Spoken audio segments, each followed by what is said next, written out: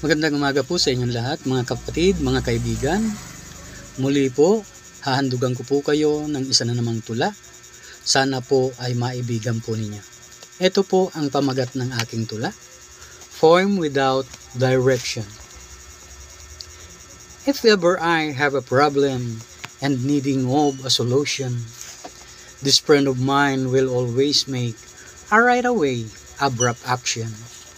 He tried to make his best way and an abruptly observation just to confirm that he was right to what he made its conclusion. And it's because he is my friend, that's why we have best relation. We're always helping each other to any kind of decision.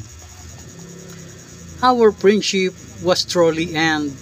We were having affectation, and it will need nothing needed of and anything affirmation. We are having a light feeling if we are still the companion, and everything is possible because of cooperation.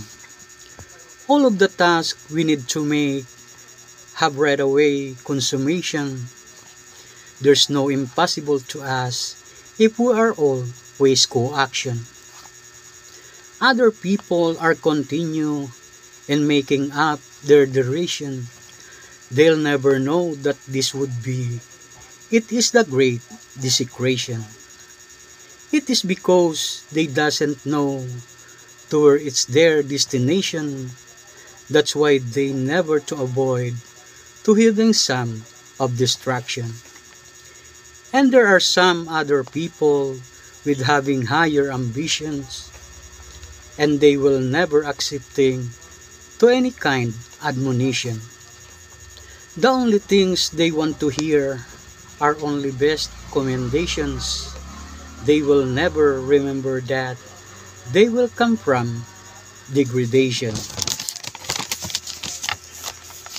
Most of the other people say, just to avoid the discussion, we should needed to become one and nothing discrimination. Everybody has to give an unequal shares of division just to become peacefully and to avoid making corruption. All citizens in the whole world are having such bad depressions. It is because of spreading of the serious destitution. To all of these destitute people, they are alarmed, consternation, but they don't know the reason why they are lacking of cognition.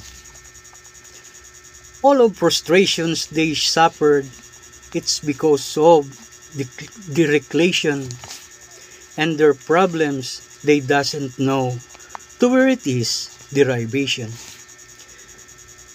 The reason why the solution are only turned to detention, and so the fruit of these problems is also turned to contrition.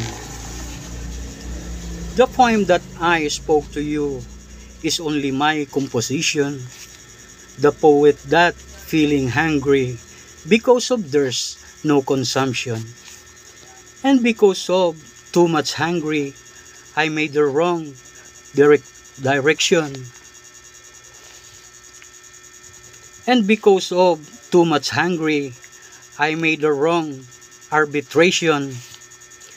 That's the reason why my poem is, it is now out of direction.